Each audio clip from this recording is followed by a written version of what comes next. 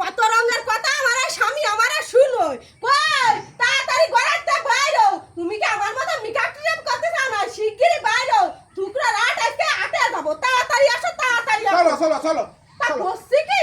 যাব টুকরা রাতে আট করতে তাই এই চশমা টশমা লাগায় কি মাইয়া দেখতে যাব না কেন যাচ্ছে একটু ফ্যাশন দিয়ে রাখি আরে বাবারে তো যাব তো আটে বাজার করতে তো চশমা টশমা লাগায় নতুন বড়ের মতো সাজা যাতে যাচ্ছাও নিলাম না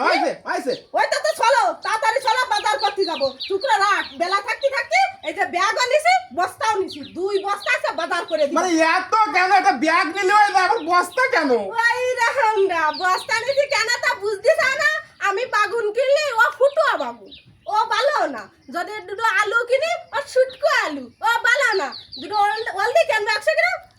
কালার আইডি